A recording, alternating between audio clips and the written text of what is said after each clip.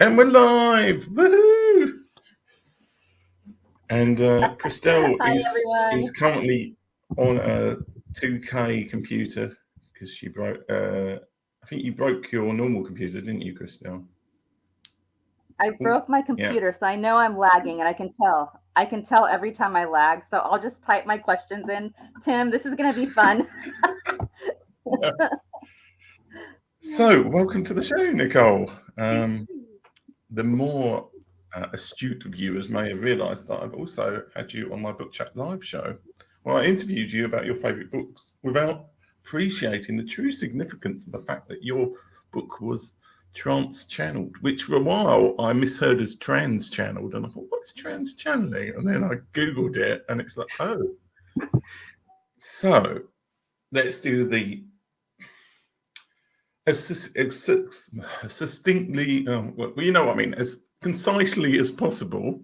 Right. How did you end up in the situation where you were trance channeling a book? So that's basically, and tell people who have no idea what trance channeling is. Yeah, let's start there. That's a good place to start. So, trance channeling is when you allow energies that you're in communication with to speak through you. So it's not poltergeist, because that was what freaked me out at first when I first started thinking about it. It's not that. It's just allowing the words to come through and speak through my vocabulary as they want to portray the messages. So this collective of energies that I trance channel are called the Tri Luminii, and they really stand for bringing a wave of unconditional love onto the planet. That's their gig. I don't know how else to say it. That's what they're really focused on. And I work a lot with them with my within my business as well, where we help people open up their intuition and be able to understand what their intuitive language is, which is what the name of the book is.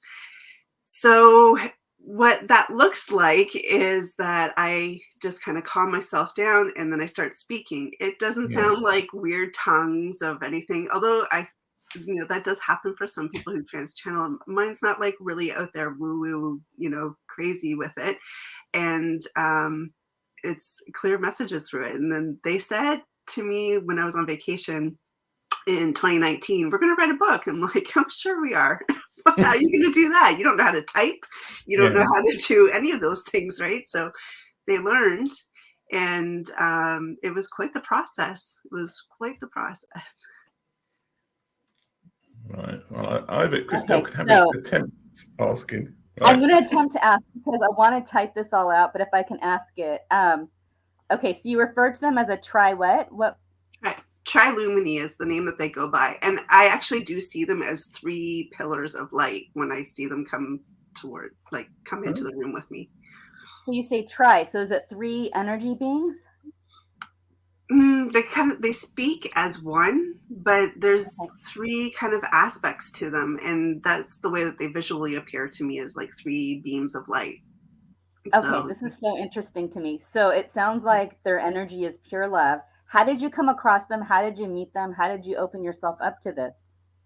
Again, on vacation. I mean, it's kind of dangerous to go on vacation for me, but I was on a cruise with my family. I had 2 young kids at the time. We were on a cruise with my mom and my husband and my 2 kids. And as somebody who channeled, like I channel, just intuitive messages as well for people. And I don't love to do medium work, but it's there. Going on a cruise ship is not a fun thing as somebody who sees dead people, right? So there's a lot of energies on a cruise ship. And there was one morning I was on the balcony of our stateroom just having a coffee, because if anybody has little kids, they know that you really cherish those times when they're still sleeping and you can connect. So I was just out there just enjoying the view, and I became very much aware of an energy presence beside me, and I was like, oh God, please just leave me alone. Like I don't want to talk with anybody. I'm not working. I'm on vacation. I'm not working. And they patiently waited, and then the sun rose, And they kind of stepped forward, and we just started having a lovely conversation. I realized that they were just there to support and share love. Like, I don't know how else to explain it other than there's just this wave of love when they step forward, and you feel so held and so seen. And often when people talk about their experience of me channeling the Tri Luminii for them, they'll be like, oh my God, I've never felt that kind of love before. It feels so intense. And healing. A lot of people cry because there's just like a big release when they're around them. So that's how they stepped forward and started talking. They said, we just want to work with you because we resonate with your energy, and let's just start having conversations. And it was just conversations. I would channel them with my husband in our library and every morning and get messages. And then eventually they were like, okay, we need to like take this show on the road. You know, we need to start sharing this with other people. And so I started with my membership people, like the members of my flow program, and started sharing with them. That was like the easy thing to do. It was safe to do that. And then slowly started sharing more and more with others. And then eventually they were like, let's write a book. Okay, So, can I ask one follow-up, Tim? oh yeah. You knew I was going to do this if I could. I have way more questions than this, but I'm going to go here really fast. What is their primary message to people that you encounter with them? Is there a primary message? Absolutely. Yes. So the whole reason why they want to bring this wave of unconditional love is they're looking at us being on this crossroads, this precipice of our human evolution. And what we need is to stop with the dualities, stop with the judgment, stop with the trying to get energies from one another, and connect to source energy, however it is that you want to use your word in there that connects you. And in that connection, you are really tapping into the unconditional love energy that is everything that we all come from, that we'll go back to when we're done with our meat suit. And that's kind of what they're saying is when you're connected to that unconditional love, when you're really living in it and you're really swimming in it, there's no need for you to get energy from other people. There's no need for you to think about taking, because everything is infinite and available to you. So that's where they see the need right now, is for us to get to that point. And the stepping stone to getting there is understanding that we are all intuitive and we can all tap into our intuition. It just looks a little bit different for each person. So when you find that mode that works for you, then you can easily tap into the unconditional love energy. Okay, well, I'm going to ask a slightly different question than what I was going to ask, because we had the conversation, and you there's a lot of different clairs, so to speak, not Claire the person, but clairvoyance and Claire. It's about 3 or 4 of them. You said, is it a case that different people can only communicate externally via one of these, or is it a case that you could teach anybody to trance channel in the way you do? Or is it just a case that people are different in the way that they can communicate? And are there some people who just can't communicate at all outside in that way? How much do you, I mean, obviously, probably don't know all of the answers, but what do you find in terms of like, how can people find out how the best for them to communicate with external spirits or whatever you want to call it? Absolutely. Okay, that's a lot of questions. Okay, so let me start with everybody's intuitive, so that you just need to find that way that you connect. So the clairs are they're just a small part of the way that you communicate with spirit. And I'm going to use the word spirit. Some people might say God, some people might say angels, some people might say guides, universe, whatever. I'm just going to use the word spirit. So there's an exercise in the book that is all about identifying what your primary clair is, because that's just your starting point. And so there's clairvoyant, which is being able to see, clairaudient, which is being able to hear. Clairsomatic is when you get physical sensations in your body. That could also be smells or tastes. Claircognizant, which is when you have thoughts And that's the one that's a little bit tricky. Yeah. Do you know, is it your mind doing it, or is it intuitive hit with it? That just comes with practice. And clair-emotive is the last one, which is not to be confused with being an empath. So that's just when you are experiencing emotions in order to help with the translation of the message. So with that, that's just your starting point. You can definitely take all of those in and be able to grow and use all of the languages. And I liked that message with them, because I was like, oh God, not another thing that classifies you and puts you in a box and says, you're a blah, blah, blah. And, you know, their whole idea is that, no, you have everything available to you. So just work it and play with it and have fun with it, and it'll start to develop. As far as trance channeling goes, that's not for everybody. Yeah. Honestly, it's not for everybody, and that's okay. Just like mediumship's not for everybody. You kind of find where you feel comfortable. At the very least, getting intuitive messages from your higher self, or if you believe that guides or angels are working with you in your life, then getting those messages, like, start there. That's easy. Start there. Yeah. Did I answer your question? Okay.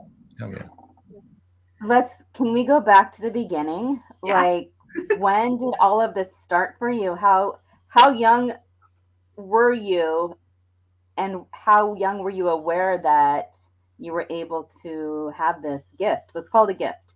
Okay. Well, I'm an only child, and I was born in a very small village. We moved to Toronto when I was 6, but before that, I was my own playmate. So I had tea parties with my guides, and so I was very much aware of my guides. It shut down over the years, and, you know, the usual teenage kind of thing, but I was always very much interested in new age things, and not so much occult, but I would be in the new age section of the bookstore, put it that way. Formal training in intuition came just after I met my husband. His cousin actually introduced us to somebody that taught us how to really hone the skill. But before I did all of this, I worked in research. And if I look back now at it, I was using my intuition to know which data points I needed to slice and dice in order to come up with the analysis that I was looking for. So, you know, it was all kind of in there, not necessarily aware of it, but that was my thing. That was what was making my work special in that arena. But the really tuning into it and taking the classes to hone it, that was a game changer for me. And that's where professionally it started to change for me. And that was in my 20s. So that was a long time ago. Yeah. So when did you sort of first come out, so to speak, as Yes. able to communicate out? So, I mean, Yeah. obviously you met your husband and he was probably already into this sort of thing. So I suppose that was good. But presumably before that, before you were able to reach into that community, when did you, well, usually, when did you come out, and how did people react to you to begin with? Did you lose friends who thought you were just mad or something? Or how did that process work?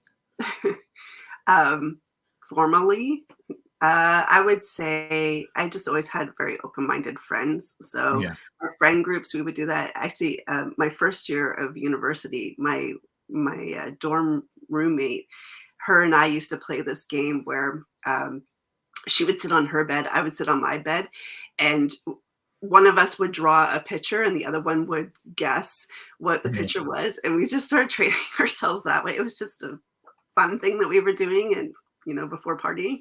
So that was kind of the first steps with it. With my family, that was a different story. My mom was always very open. My dad is still kind of learning that I'm doing this. I guess the book was kind of the big thing that said, hey, here I am, here's what I do.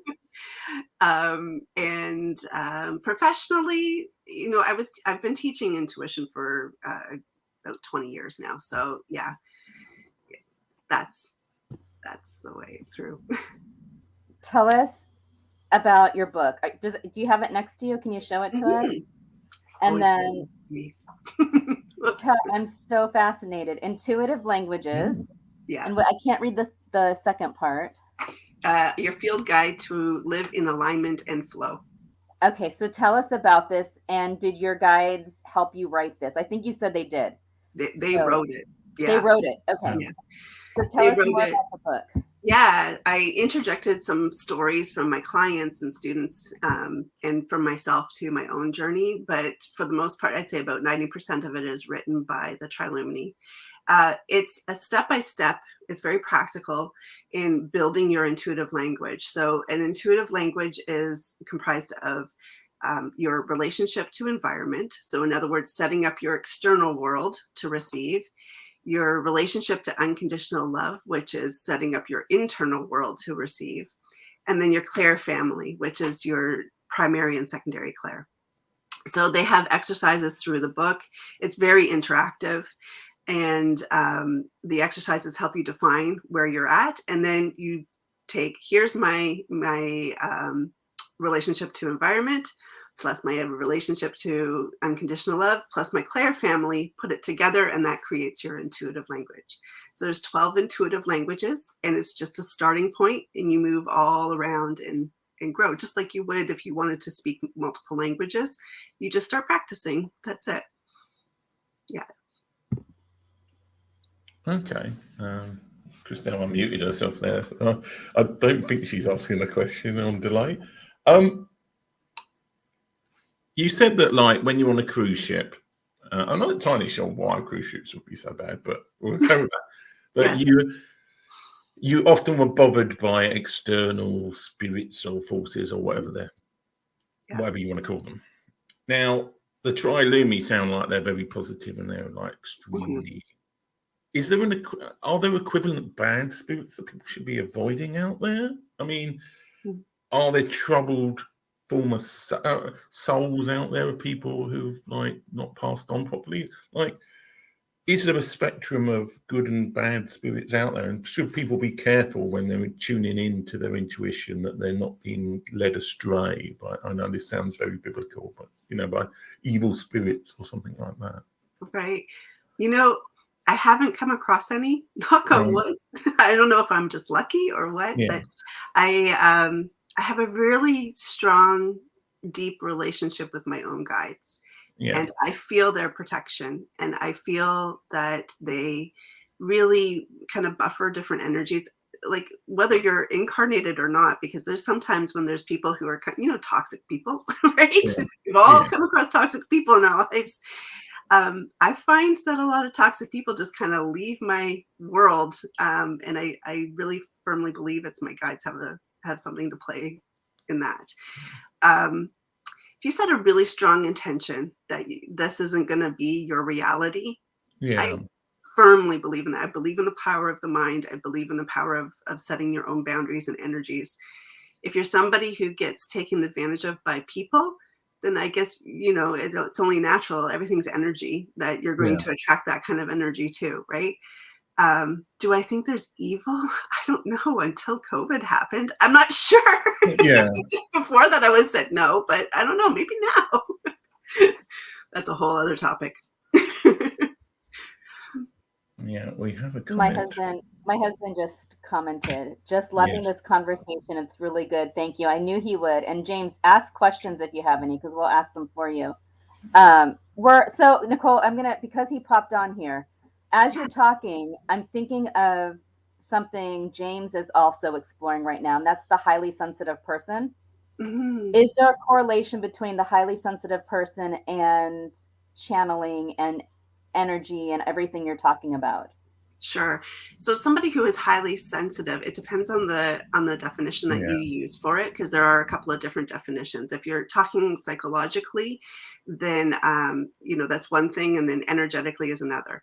So in the energy realm, like if you're able to like really pick up on energies, when you pick up on energies, because you're picking up on other people's emotions, you're picking up on when people are having an off day, you can kind of feel that.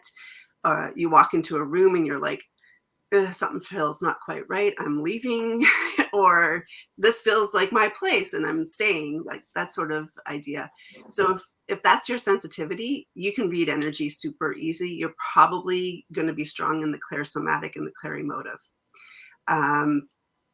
For people who are a little bit more distant energy wise, they're going to most likely have a stronger clairvoyant or clairaudient. So the more you take energy in, so highly sensitive people tend to take the energy in, the more you're like having that experience in the body. So yeah, be like clairsentient in a way. Right, I'm going to ask you the trade secrets now. Probably annoying the spirits, but can you give us very briefly some of the things that people can do to make themselves a bit more clair anything? Yeah. Like, obviously, you want to do give us a little sample so that we want to then rush and go and buy your book to know the whole thing. But what can you teach us in terms of becoming more clair, whatever? Clair-whatever. I love that. Yeah, clair-whatever. Clair-whatever, I would say, okay, the first step is honestly really begin to play with your own senses. Yeah. So take in, when you go somewhere, let's say you're going on a walk in the woods, take in all the visuals. Notice all the different shades of green on the trees. Notice there's different shades of brown, even like between the tree bark and the roughage on the ground. Take in the smells. What does everything smell like? You start training yourself to really be in tune with your senses, all of your senses, then you automatically start to take it to another level. Yeah. And then that becomes the easy way into it. So I think for the most part, we kind of rely more on one or two senses and we don't go really deep into other senses. When you allow yourself to do that, it's amazing how much more full your life is, first of all, and then how you start to pick up on, oh, that's an interesting pattern. I've noticed this, and this more often. What does that mean to me? Yeah. I ask myself that constantly. What does that mean? What does that mean? Okay, can I ask you a personal question? Because I have wondered this my entire life. And I've tried to explain this to people, and it is so bizarre.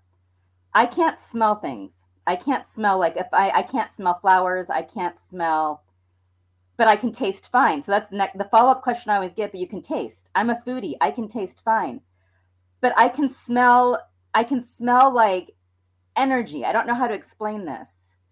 Does that make sense to you? Yeah. Because I've never been able to explain what this is. Yeah, absolutely. Can you explain that? Like, what is that? Yeah, I would say too, probably on some level, it's just that you're smelling a little bit different in the regular world, in the in the manifested world. But energetically, you've probably, I would guess, I'm guessing here. I don't want to like put ideas into your mind. But if you've had an overwhelming sense of smell at some point and it scared you or it was just a big shock, then you start to take that down a few notches. Now, with energy, that's interesting that you can smell. So is that like when you're dreaming or when you're meditating or something like that you can smell? It's almost like I can smell, feel at the same time. Okay. Yeah, you're really. I don't have really language for it because it's so bizarre to explain. And I don't talk about it a lot. I was trying to explain it to my husband, so he's joking about this. He said you can smell a rat, Christelle, but he's because it's I can smell like an atmosphere, I guess. Yeah. Does that make sense? Yeah, absolutely. Yeah, you just smell differently. Some people see things differently too, right? Like some people see music, right? Okay. So there's a lot of different ways that we experience life, and when you allow yourself to take that into the energy realm, oh my God, there's like no limit. Really, it's pretty incredible. So I would encourage you to really begin opening up your intuition and using that as your starting point. The smell and the taste, like the sensations in the body, I bet you'll find it super powerful. Just ask a question. Just be like, okay, today you're going to show me, I need guidance on this. Show me 3 things that will give me an idea of what my next step is on my path. And then notice what it is that you smell and taste, especially. Okay, so I have kind of a follow-up question. You mentioned that you and your husband do these exercises together. Do you train couples to do things like this? Do you like work together in this way? Do you, like, I'm fascinated by this part too. Yeah. So he doesn't teach it, but he works one-on-one with people. He's also a mindset coach and uses hypnotherapy and NLP. And he firmly believes in opening up intuition as part of being self-empowered as a human. So he brings the intuition into that side of his work. Okay. I do more of the teaching. And so it's a nice compliment that way. As far as working with couples, I've actually had a couple of couples, but that did one-on-one work with me. But for the most part, like coming into the group setting, you get so much more. So there'll be individuals that will come in, but there could be couples that are individuals in the program. Yeah. Interesting. Yeah, that's what we did when we were doing, when we were learning and growing ourselves. There was us and another couple that were in there as well as other individuals. But yeah, it was cool to see another couple doing it. We were like, oh, this is amazing. And they've gone more the mediumship route. We've gone more the guide route. You say you were in there. Were you taking a class together? Is that what you were? Okay. Yeah, we studied with somebody for quite a few years. It was every week we met at her house, at her apartment, and we went through all of the different exercises. It was fascinating. Great time in our life. It was before we had kids. So we had the time to do it. That's awesome. Yeah. I'm thinking I was thinking listening to Christiane, there's implicitly a very big question which I'm going to ask you in terms of, obviously, like for most of us, there's still some uncertainty. When we die, what happens? Do we just disappear off the face of the earth? And similarly, when we're born, what happens? But it sounds like from your interactions with the world that you have a different mindset in terms of we're a spirit and then we're connected to something in the meat world, so to speak. Right. So talk a little bit about, as far as you know from your interactions with spirits and how that works. Like, do you think we are kind of immortal souls and then we connect into the real world, so to speak, or the meat world, whatever you want to call it? Or do you think there's still a start and an end? How does that all work as far as you know? I mean, obviously you're not going to know all the answers, but we might as well ask this profound question. How does the universe work? Well, let's start with 42. Yeah. That's the answer to that's in a little book hint there. Yeah, Hitchhiker's Guide. Yeah. One of my favorites. Yeah. Although it wasn't on my list. I will say it wasn't on my list. But it did get on the big list. Okay. So what I have found in speaking with spirits who have crossed or that have transitioned is that they talk about this overwhelming sense of love when they come into that space, whatever that space is. Yeah. But they're still walking amongst us. They're still around us. They're still with us. And it's not in an egoic way. So it's not like thinking the same sort of thoughts that they were thinking when they were in human form. It would be like their best selves, basically, like without any of their traumas and dramas and all those sorts of things attached to them. I have come across some souls that were stuck, that were kind of like I guess what you would call purgatory, but it was almost like they were a little shocked that they weren't alive anymore, that they weren't in physical form anymore. And we helped them cross over and into the light and do their cleansing and all that. So that's that's kind of the experience that I've had, is that it's like you go back into the ocean of energy, Mm. but you can still be your own little ball at the same time too.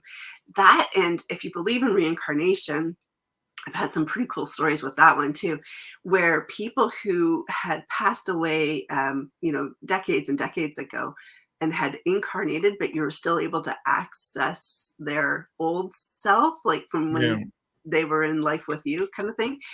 That was cool. That was a neat idea, that you could be in both places at the same time, which makes me wonder who's trying to contact me, Yeah. and who was I? Okay, so I'm exploring a new idea here. Okay. And I never think there's a right or wrong answer. I'm just exploring this thing. Do you think it's possible that our core self, our spirit self, whatever we want to call it, chooses to come into our life for a specific reason? I do. I do. I do believe that we decide that, like, our true self decides that they want to learn a certain kind of lesson, or they want to experience a certain kind of experience, and this looks like the perfect place to drop in, kind of thing. I do believe that certain souls love to travel together, and whether that's to continuously have the same sort of adventures and different roles and adventures, sure, could be that. I do believe that. I do believe that. And I believe too that sometimes it's just a point of, I just need to get in there and get going, so, if you don't really fit in where you started, the family that you started with, well, maybe that was part of the experience that you wanted to have. And maybe you were also just wanting to into the world at the time. So It's an interesting question, because it kind of changes things when you can say, what if I chose to come here? And what was the lesson I wanted to learn? Yeah. Yeah. Yeah. You really wanted to learn how to write children's books. So we always assume these things are profound, but sometimes it's something trivial. Mm-hmm. Yeah, absolutely. James has a question. So James resides in the UK, a little bit north of Tim, and he is asking, so we're embodied souls. Do you think it is the purpose in this earth life encounter understand and access the power of our soul? That's a really good question. I think there is definitely, there's this point when you find your thing, when you find that that click that happens, and if it's something that you haven't experienced, then it's hard to put it into words to help you experience it. But when things just feel so aligned and so in the groove of who you are, and you feel like you're really showing up as the person you were meant to be, there's a feeling to that is so powerful. It's so empowering, honestly. There's no going back. I have to say, I was scared for so many years to show this side of myself, because I had really built myself up to be a very logical, analytical, intelligent, intellect person. And I was afraid of the judgment that would come with stepping into the intuitive side. And it was the moment that I fully did. I said, okay, fine, we're doing this book, and I'm going to like tell the world about it. It was like, oh, hello there. Who are you? This is amazing. I found myself again, like that kind of, like, I'm complete now. I'm a whole being now. And so that was very much in alignment with what he was saying there. Yeah. So what's the future for Nicole? Are you gonna Trance channel any more books? Yeah, absolutely. We have some in the pipeline right now. Working out some outlines right now, and also an oracle deck. So we're working on both of those right now. Yes. Do you have your own store online, or do we buy your stuff through Amazon? What is the best way to purchase your book now and what's to come? Yeah, so I do have a link through it on my website, NicoleMeltzer.com, but you can buy on Amazon, you can buy in your local bookstore. I was published through Highlander Press, and they have it available to be able to purchase from independent bookstores. Some people don't like to buy on Amazon, so they prefer to buy from the independent store, so that's an option too. Okay, and how can people, well, you kind of said a little bit, but how can people find out about you and get in touch with you, or just like buy your books more? Well, you've already said about buying books, but how can they get in touch with you? NicoleMeltzer.com is the perfect place to start. It has a link to my programs, a link to all my social media too, so you can follow in through there, and also link to the books and speaking engagements too. So, yeah. Okay, that's fascinating, Nicole. Thank you for being here. Do you or your guides have a final message for us or our audience? Yeah. They're like, "Can we talk?" Yeah. Okay. So, hold on one second. Let me get the message from them.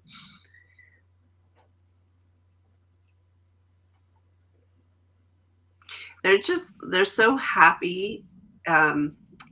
Even though it's not an emotion on the other side, but like there's this joy that's bubbling up inside of me that people are becoming so much more open to having this conversation, that it doesn't have to be so out there anymore, and realizing that so many people are stepping into this power that you've always had.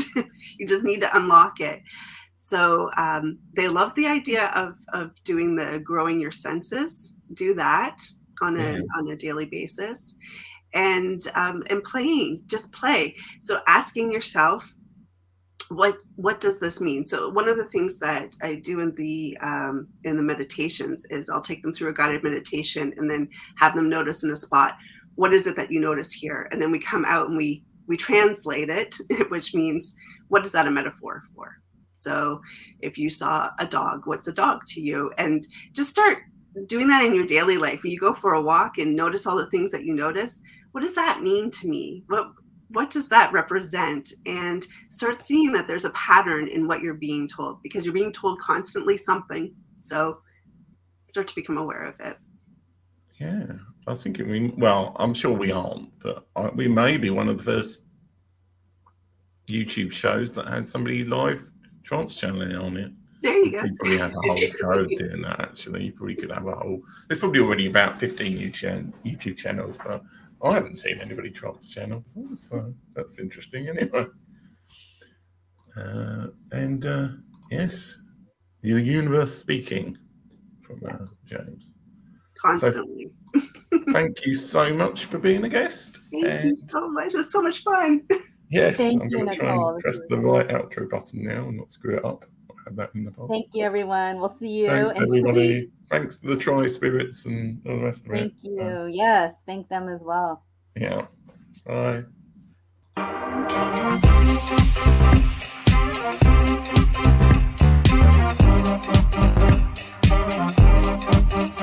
This is what God requires.